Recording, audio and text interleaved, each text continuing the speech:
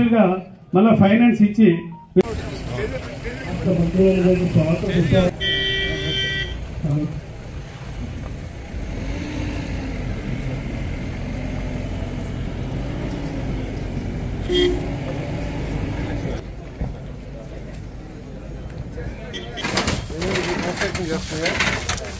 Night తక్కువ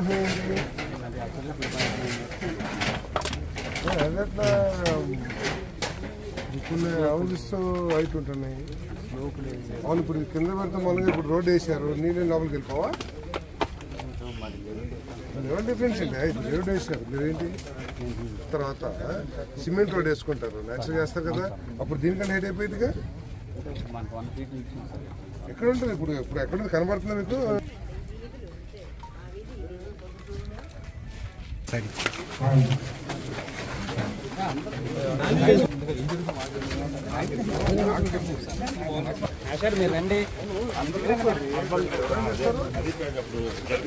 drainages కట్టుకోవాలి, తర్వాత రోడ్లు వేయాలి, డ్రైన్లు వేయాలి, కరెంట్ వేయాలి, మంచినీళ్ళు వేయాలి, ఇవన్నీ ఉన్నాయి.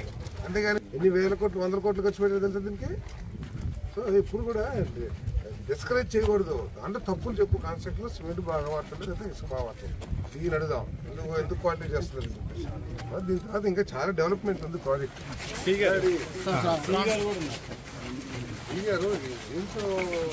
సర్వే ఇట్లా చేస్తారు, అది నమ్మట్లేదండి. జస్ట్ డ్రిల్లింగ్ చేసి దాని ప్రకారం అచ్చులే సరగేసుకెళ్ళిపోతున్నారండి. మీరేంటి హైట్ డౌన్, హైట్ పెట్టి దాన్ని డౌన్ చేస్తారు. ఫస్ట్ కన్స్ట్రక్షన్ ఏం చేయాలంటే బేస్మెంట్ లెవెల్ చేసుకోవాలి. ఏ ఒకటి చివరి నుంచి ఆ చివరి అక్కడ లెవెల్ చేసుకొని అక్కడ చేయలేదు. ఫస్ట్ ఇనిషియల్లోనే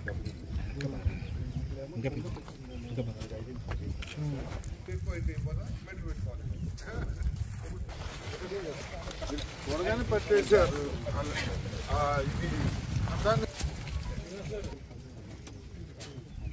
ఎవరు ఎప్పుడు వచ్చింది స్టాకు? ఎప్పుడు వచ్చింది ఇది? 2 months ఇటువంటి క్వాలిటీ వచ్చిందా? రిజెక్ట్ చేయండి. 2 నెలలు అంటారు. సంవత్సరం నుంచి ఇట్లా ఎండ వాళ్ళు పెడితే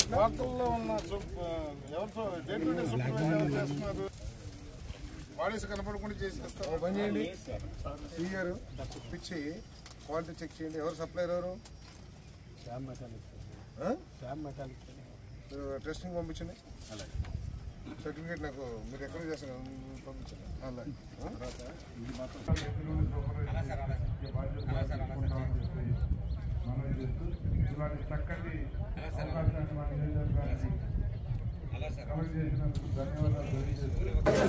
ఇంత గ్యాప్ వచ్చేది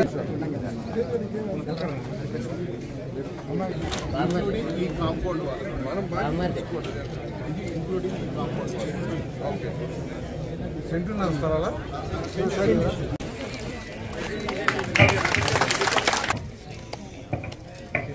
హృదయపూర్వక నమస్కారం. ఎంతో విలువైన భూములు ఏదో వాళ్ళ బాగా పనిచేసాం, బాగా హౌసింగ్ ఇచ్చాం అనిపించుకోవడం కోసం గత ప్రభుత్వం హడావిడిగా చాలించాలనే విధంగా ఒక సెంటు ఇల్లు ఇచ్చి ఆ పేరు పెట్టుకుని ఇప్పుడు మీరు ఏదైతే ఇంకా మీకు ఇప్పుడు కంప్లైంట్ చెప్తే మనం పూర్తి చేయాలన్న దృక్పథంతో మీరు వచ్చారు. మీకు కంప్లైంట్ చెప్తే ఆక్వర్డ్ గా ఉంటుంది, కానీ ఇంకా కొన్ని ఏరియాలో ఈ డౌన్ కంటే పెద్ద పెద్ద రాళ్ళు, బండలు, గోతులు, అది ఏ విధంగానూ కూడా చదువు చేయకుండా, లెవెల్స్ మెయింటైన్ చేయకుండా ఏదో ఎలక్షన్కి వెళ్లే ముందు ఏదో ఇంతమందికి ఇచ్చేసాం, ఇన్ని లక్షల మందికి, ఇన్ని కోట్ల మందికి ఇచ్చామని చెప్పుకోవాలన్న ఒక ఆ తాపత్రయంతో ఒక ఎలక్షన్ స్టంట్ గా ఈ హౌసింగ్ స్కీమ్ నడిచిందన్న. మరి మీరు వచ్చిన తర్వాత జరిగిన తప్పుల ఎంక్వైరీ, మీకు అవతల పక్కన లబ్ధిదారులకి, భూమి మీద ఉన్న వాళ్ళకి కూడా ప్లాట్లేసి ఇచ్చింది. 53,000 మంది పైగా ఈ నియోజకవర్గంలో ఈ హౌసింగ్ స్కీమ్ నడిచింది. దాంట్లో అప్పటి సర్పంచులు కానీ, అప్పటి ఎమ్మెల్యే స్థాయి కానీ, ఆ పై స్థాయి కానీ ఎంతమంది లబ్ధిదారులు వాళ్ళ పేర్లు పెట్టుకున్నారో, ఎంతమంది ఇక్కడ ల్యాండ్ ఎకరాకి ఎంత అని ఇక్కడ ల్యాండ్ వాల్యూస్ని బట్టి రేటు ఫిక్స్ చేస్తే పక్కన ల్యాండ్ వాల్యూ ఎక్కువ ఉన్న సర్వే నెంబరు రేటు ఇక్కడ వేసి ఓ 10 ఎకరానికి 15 లక్షలు క్వశ్చన్ పెట్టుకుని వేల ఎకరాల ద్వారా 100 కోట్ల ద్వారా అవినీతి చేశారన్న. మరి అవన్నీ కూడా పక్కన పెట్టి లబ్ధిదారులు సఫర్ అవ్వకూడదని మీరు కానీ గౌరవ ముఖ్యమంత్రి నారా చంద్రబాబు నాయుడు గారు కానీ ఉప ముఖ్యమంత్రి పవన్ కళ్యాణ్ గారు కానీ మీరు తాపత్రయపడుతూ మమ్మల్ని అందరూ మోటివేట్ చేస్తూ తొందరగా చేయించడం అని చెప్పి మా ఎంట పడతాం, మీరు కష్టపడతాం. ఇవన్నీ చూస్తుంటే పేదవాడి పట్ల ఈ ప్రభుత్వం అనుకున్న చిత్తశుద్ధి నిజాయితీ అర్థమవుతా ఉంది. పేదవాడి సఫర్ అవ్వకూడదు, మధ్యలో మన వల్ల తొందరగా పూర్తి చేసి వాళ్ళు ఒక ఇంటి వాణి చేయాలన్న మీ ఆలోచన అభినందించదగ్గ విషయం అన్న. కానీ ఇది చెప్పుకోలేంది, దాచుకోలేంది, ఉంచుకోలేంది అన్నట్టుగా ఉంది. ఈ బాధలు వచ్చిన తర్వాత కూడా ఇబ్బందులు ఉండకూడదని చెప్పి కాంట్రాక్టర్లు కానీ గతంలో ఫిక్స్ అయిన ఇప్పుడు కొంతమంది వదిలేసి ఇక్కడ కాంట్రాక్టర్ అయితే డబ్బులు ఎక్కువ డ్రా చేసి వదిలేసి వెళ్ళిపోయాడు. ఎందుకంటే కట్టకుండానే డబ్బులు ఎక్కువ డ్రా చేశాడు, వాళ్ళ బంధువు కాబట్టి, వాళ్ళ ఎమ్మెల్యే కాబట్టి. మరి అలాంటి వ్యక్తి వదిలేసిన దాన్ని మనం ఇంకోళ్ళకి ఇస్తే ముందుకు రావడానికి వస్తున్నారు. కానీ అతను ఎక్కువ డ్రా చేసింది మాకెక్కడ పడిపోతాం అన్న బెంగతో వాళ్ళు ఉన్నారు. మేము కొంతమందిని మార్చినప్పటికీ కూడా పాత వాళ్ళు కొంతమంది ఉన్నారు. క్వాలిటీ వర్క్ అయితే కొన్ని చోట్ల జరగట్లేదన్న.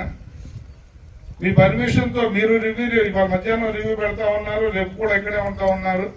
కాంట్రాక్టర్లతో మీరు మాట్లాడతారు, మాకు అధికారం ఇస్తారో లేదు. అధికారం అంటే వాళ్ళ మీద ఎక్కి స్వారీ చేయటం కాదు, క్వాలిటీ వర్క్ అయితే జరిగి తీరవలసిందే. ఈ ఎన్డీఏ ప్రభుత్వం గౌరవ ముఖ్యమంత్రి నారా చంద్రబాబు నాయుడు గారి నాయకత్వంలో హౌసింగ్ మినిస్టర్ కొలుసు పార్థసారథి గారి నేతృత్వంలో జరిగే పని క్వాలిటీగా ఉండి తీరవలసిందే అనేది మా సంకల్పం, మా తాలూకా ఆలోచన. దానికి ఇవాళ రేపు మీరు తీసుకునే నిర్ణయాలు టైమ్లీ వర్క్, క్వాలిటీ వర్క్ ఇవన్నీ కూడా జరగాల. ఇది అన్ఈవెన్ వర్క్ కూడా జరగకుండా ఏమేమి మీరు చూసినవన్నీ కూడా, ఎందుకంటే మీరు ఎన్నో చూశారు కాబట్టి మీకు ఇంతకన్నా ఎక్కువ చెప్పక్కర్లా. ఇవన్నీ కూడా ప్రజల మాట కాబట్టి 4 మాటలు చెప్పాను. దయచేసి కాంట్రాక్టర్స్ విషయంలో కానీ, క్వాలిటీ విషయంలో కానీ, మరి అధికారులు కూడా వాళ్ళు ఇప్పుడు ఈ గవర్నమెంట్ లో ఉన్నారు కాబట్టి వాళ్ళు పాపం మాట్లాడలేకపోతున్నారు. జరిగిన పాపం అప్పుడు జరిగిన ఇప్పుడు వాళ్ళు సరిదిద్దడానికి మాట్లాడాల్సిన పరిస్థితి వాళ్ళకు ఉంది. వాళ్ళని తప్పట్లేకుండా ఉన్నాం. ఎవరి మీద అరవాలో కోపం ఎవరి మీద చూపించాలో తెలియని దౌర్భాగ్యమైన పరిస్థితి మాది అయిపోయింది. దయచేసి ఇవన్నీ మీరు ఈ రివ్యూ ద్వారా మీకు ఈ సంవత్సర కాలంలో మీకు తప్పు పని తెలుసు కాబట్టి ఎక్కువగా ఇచ్చింది 53,000 హౌసెస్ ఇచ్చింది ఈ నియోజకవర్గం కాబట్టి వీళ్ళందరూ రేపొద్దున ఇక్కడ వాటర్స్ అవుతారన్నా అయిన తర్వాత ఏదో సంవత్సరం సాగలదాన్ని కొట్టిందన్నట్టుగా అయిపోయే పరిస్థితి రాకుండా అందరికీ కూడా న్యాయం జరిగే ఆలోచన చేయాలని చెప్పి కోరుకుంటూ మెరుగ్గా కట్టుకోవడానికి అవకాశం ఉన్న నిధులు మనం ఇస్తా ఉన్నాం. ఎక్కడిచ్చినప్పుడు విశాఖపట్నంలో వాళ్ళకి ఇల్లు ఇచ్చారు. ఇదే ప్రాంతాన్ని ఎవరిని ఒక పారిశ్రామికవేత్తకి ఇచ్చినట్లయితే దీన్ని చక్కగా సుందరీకరణంగా చేసి బ్రహ్మాండం కట్టేవాడు. కేవలం బాధ్యతారహితమైన పరిపాలన మూలంగా ఒక అవగాహన కానీ, పేదవాడి సమస్యల పట్ల ఆలోచన కానీ, అవగాహన కానీ లేని వ్యక్తి నాయకత్వంలోని ప్రభుత్వం ఏ విధంగా పనిచేస్తుందో ఈ కాలనీలు చూస్తే అర్థమవుతుందని చెప్పేసి మీకు మనం చేస్తున్నారు. అది సెంటా 250 చదరపు అడుగులా, లేకపోతే 350 చదరపు అడుగులా, 2 సెంట్ల పక్క పెడదాం. కానీ చేసే కార్యక్రమంలో చిత్తశుద్ధి ఉండాలి. మన ప్రభుత్వం దగ్గర ఎంత నిధులు ఉన్నాయి, మనం ఎంతమందికి సౌకర్యవంతమైన కాలనీలు ఏర్పాటు చేయగలం, ఇవన్నీ కూడా ఒక ఆలోచన చేసి దశల వారీగా కనుక ప్రజలకు అందించినట్లయితే ప్రజాధనానికి ఒక సహకారం చేకూరేది. పేద ప్రజలు కూడా లబ్ధి పొందటమే కాకుండా వాటి ద్వారా వచ్చిన ఫలాలను కూడా ఆస్వాదిస్తూ ఉండేవాళ్ళు, సౌకర్యవంతమైన జీవితాన్ని గడుపుతూ ఉండేవాళ్ళు. ఆ విధంగా కాకుండా ప్రభుత్వం చేసే ప్రతి కార్యక్రమం కూడా నా ఓట్ల కోసమే నేను చేసుకుంటున్నాను అనే భావంతో, వాళ్ళకి మేలు జరిగిందా లేదా నాకు అనవసరం, నేను ఇవ్వాల్సింది వాళ్ళ ముఖాన్ని కొట్టేశాను అనే భావంతో చేస్తే ఇటువంటి సమస్యలు వస్తాయని చెప్పేసి మనం చేస్తాను. చంద్రబాబు నాయుడు గారు 2014, 19 5 సంవత్సరాలు ముఖ్యమంత్రిగా ఉన్నప్పుడు ఇదే ఇంటికి 2.5 లక్షల రూపాయలు ప్రతి పైసా రాష్ట్ర ప్రభుత్వ నిధుల నుంచి కేటాయించడం జరిగింది. కేటాయించి దాదాపు 4 లక్షల ఇల్లు కూడా నిర్మించాం ఎన్టీఆర్ హౌసింగ్ అనే పేరు మీద. తర్వాత కేంద్ర ప్రభుత్వం ముందుకొచ్చి 1.5 లక్ష మేము పేదవాళ్ళ ఇంటికి ఇస్తాము, లోన్ ఇస్తాము, మిగతాది మీరు వేసుకుని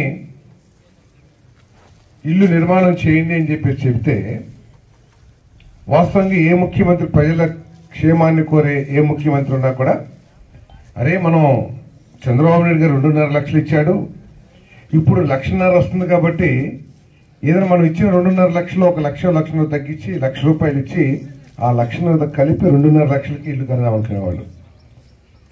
కానీ నా ఎస్సీ, నా ఎస్టీ, నా బీసీ అని చెప్పిన ఆనాటి నాయకుడు తన ప్రభుత్వం నుంచి కేవలం 30,000 రూపాయలు మాత్రమే, 30,000 కూడా నగదు ఇవ్వాల, ఎన్ఆర్ఈజీఎస్ కింద ఏదైతే వస్తుందో ఆ అమౌంట్ ని ఆయన రాష్ట్ర ప్రభుత్వం, ఆయన ప్రభుత్వ వాటా కింద ఇచ్చి ఇటువంటి పరిస్థితిని ఏర్పాటు చేశారని చెప్పేసి మనం చేస్తాము.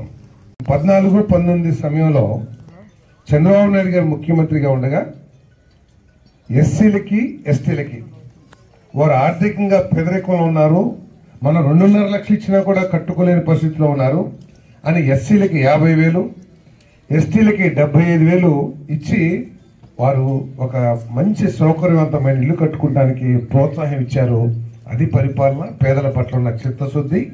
ఓ ఎస్సీ బీసీ అని చెప్పుకోకపోయినా కూడా వారి పట్ల ఉన్న చిత్తశుద్ధి అనేది మీకు మనం చేస్తా ఉన్నాను. ఎస్సీ బీసీ ఎస్టీ అని చెప్పుకున్న వాళ్ళు మాత్రం ఆ 50,000, 75,000 ఎగరగొట్టేశారు, ఒక్క పైసా కూడా ఇవ్వాలి. సో ఆఖరికి మనం ఈ పరిస్థితిలో ఉన్నాం. ఉన్న రైతులందరూ కూడా ముందుకొచ్చి పేదవాడికి ఒక ఇల్లు ఏర్పడబోతుంది అనే ఒక మంచి హృదయంతో 380 ఎకరాలు ఇచ్చి మీ అందరికి కూడా ఇళ్ల స్థలాలు ఇచ్చే అవకాశం కల్పించారు. అంతేకాకుండా దాదాపు 10,000, 8,000 ఇల్లు శాంక్షన్ చేశాం.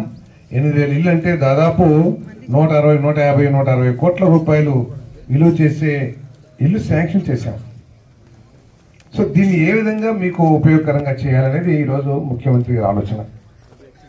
ముఖ్యమంత్రి గారు ఏం చెప్పారంటే, పార్సారథి ఈ 4 సంవత్సరాల కాలంలో మనం అర్హత ఉన్న ప్రతి పేదవాడికి కూడా గృహ నిర్మాణం ఏర్పాటు చేయాలి. గృహ నిర్మాణం ఏర్పాటు చేద్దామని చెప్పేసి ఇబ్బందికరమైన గృహ నిర్మాణం చేయకూడదు. వారికి అన్ని విధాలా సౌకర్యంగా ఉండే ఇల్లు, మనం కట్టిన ఇల్లు కనపడాలి సపరేట్ గా, ఇగో ఇది మన తెలుగుదేశం కూటమి ప్రభుత్వంలో కట్టిన ఇల్లు అని చక్కగా అందరూ మెచ్చే విధంగా కట్టాలని చెప్పేసి చెప్పారు.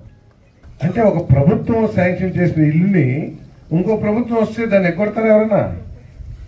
సో అటువంటి విధ్వంసాలు, అటువంటి దురాలోచనలు, అటువంటి దరిద్రపు ఆలోచనలు అన్ని కూడా గత ప్రభుత్వం చేసిన, కానీ ఈ ముఖ్యమంత్రి గారు ఆ విధంగా ఆలోచన చేయాల.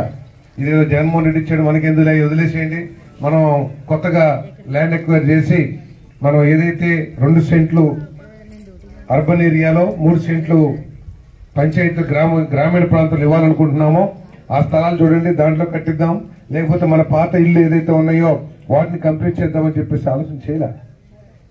ఎవరు చేసినా ఈ ఒక్క గ్రామంలోనే 150, 160 కోట్ల రూపాయలు ప్రాజెక్టు మొదలు పెట్టాం. ఇప్పటికీ 60, 70 కోట్లు ఖర్చు పెట్టాం. కాబట్టి దాన్ని మధ్యలో వదిలేస్తాం, ప్రజాధనాన్ని వేస్ట్ చేయటము. కాబట్టి వాళ్ళు ఏంటి సమస్య ఏంటి అని అడిగారు మమ్మల్ని. అడిగితే సార్, కొంతమంది ఆర్థికంగా ఎవరైతే బలంగా ఉన్నారో వాళ్ళు కట్టేసుకున్నారు సొంత ఇల్లు, ఇక్కడ కాకపోయినా చాలా లేఅవుట్లో. మిగిలిపోయిన వాళ్ళందరూ కూడా సగంలో ఆగిపోవటం, లేకపోతే పూర్తి కాకపోవటం ఉన్న వాళ్ళందరూ కూడా ఎక్కువ శాతం ఎస్సీలు, బీసీలు, ఎస్టీలు ఉన్నారు సార్. మరి దానికి ఎట్లా చేద్దామంటే, వెంటనే మీకు తెలుసు, పేపర్లు చూస్తూ ఉంటారు, 10 లక్షల కోట్ల అప్పులు ఊబిలో ఉండి అనేక సమస్యలు ఎదుర్కొంటున్నా కూడా పేదవాళ్ళని దృష్టిలో పెట్టుకుని ఎస్సీ, ఎస్టీ, బీసీని పెట్టుకుని ఎస్సీలకి 50,000, బీసీలకి 50,000, ఎస్టీలకి 75,000, అదే ఏజెన్సీ ఏరియాలో ఉండే వాళ్ళకి 1,00,000 రూపాయలు అదనంగా ఏదైతే గత ప్రభుత్వం ఇచ్చిందో దానికి అదనంగా శాంక్షన్ చేసి ఈ నిర్మాణాన్ని పూర్తి చేయాలని చెప్పేసి ప్రయత్నం చేస్తాం. అర్హత లేని వాళ్ళకు కూడా ఇక్కడ ఇల్లు ఇచ్చారు, ప్లాట్లు ఇచ్చారని చెప్పేసి తప్పకుండా ఎమ్మెల్యే గారు బాబ్జీ గారు ఏదైతే చెప్పారో దాని మీద ఎంక్వైరీ వేసి ఎవరైతే అర్హత లేదో వాళ్ళందరికీ కూడా క్యాన్సిల్ చేపిస్తామని చెప్పేసి మీ అందరికీ శ్రమణీయంగా మనం చేస్తామని. అదేవిధంగా ఇంకా 2,500 ప్లాట్లు మిగిలిపోయినాయి, దాని మీద కూడా ఎంక్వైరీ చేసి అనర్హత కలిగిన వాళ్ళు ఉంటే కనుక వాళ్ళందరూ తీసేసి కొత్తగా ఈ గ్రామంలో ఉండే వాళ్ళకి ఆ ప్లాట్లు ఇప్పించే ఆలోచన కూడా చేస్తామని చెప్పేసి మీ అందరికీ శ్రమణీయంగా మనం చేస్తామని. మరి లబ్ధిదారులందరూ కూడా కొంచెం ఇంట్రెస్ట్ తీసుకోండి, మన కార్యకర్తలు కూడా కొంచెం ఇంట్రెస్ట్ తీసుకోండి. ఎందుకంటే మన ప్రభుత్వం యొక్క ఆలోచన వీటిని పూర్తి చేసి మంచి ఇల్లు వాళ్ళకి ఏర్పాటు చేయాలి. మీరు కొంచెం క్వాలిటీ అన్నారు, తప్పకుండా ప్రతి ఒక్కరికి అర్హత హక్కు ఉంది. ప్రభుత్వం చేసే ప్రతి పని కూడా నాణ్యమైంది చేయాలని దాన్ని పరిశీలించే హక్కు ప్రతి ఒక్కరికి ఉంది. కాబట్టి నేను డిపార్ట్మెంట్ వారికి కూడా చెప్తున్నాను, నేను క్వాలిటీ గత ప్రభుత్వంలో ఏం చేశారో ఎటువంటి అవకతవకలు జరిగినాయో అవన్నీ కొద్దిగా పక్కన పెడితే చక్కగా నివాసయోగ్యమైన ఉన్న ఇల్లు క్వాలిటీ సిమెంట్ కానివ్వండి, స్టీల్ కానివ్వండి, ఇసుక కానివ్వండి బాధ్యతతో చెక్ చేసి ఈకి ఏ ఇల్లు కూడా చెప్తున్నాను నేను. ఇసుక అంతా కుప్పలు పెట్టారు, అది ఎంతవరకు క్వాలిటీ ఉందో మీరు చూడాల్సిన అవసరం ఉంది. ప్లాస్టింగ్ అయితే పర్వాలా, ఒకళ్ళు స్లాబ్ వేసినా లేదు బ్రిక్ వర్క్ వాడినా కూడా అది అంత క్వాలిటీ కాదనేది నా అభిప్రాయం. మీరు ఒకసారి చెక్ చేసి అవన్నీ కూడా చేయాల్సిన అవసరం ఉంది. ఇంతకుముందు కాంట్రాక్టర్లు ఎక్కువ డబ్బులు తీసుకుని వెళ్ళిపోయారని చెప్పేసి ఆ విషయంలో ప్రభుత్వం ఇప్పటికే విజిలెన్స్ ఎంక్వైరీ చేస్తా ఉంది. అటువంటి వాళ్ళ మీద కఠిన చర్యలు తీసుకోబోతున్నాం. ఇప్పటికే ముఖ్యమంత్రి గారికి ఆ రిపోర్ట్ అంతా కూడా అందింది. ఆ విధంగా చేసిన వాళ్ళు అన్ని కూడా టెండర్ క్యాన్సిల్ చేసేసాం, వాళ్ళతో ముందుకు చేయం. అదేవిధంగా వాళ్ళు మిగిల్చిన ఇళ్ళకి కడతానికి ఎవరికైనా ముందుకు వస్తే వాళ్ళు చేసిన తప్పులకి ఎటువంటి సంబంధం లేకోకుండా మీ అందరికీ కూడా పేమెంట్లు ఇప్పించే బాధ్యత మాదని చెప్పేసి మీ అందరికీ నేను సవినీయంగా మనం చేస్తాను.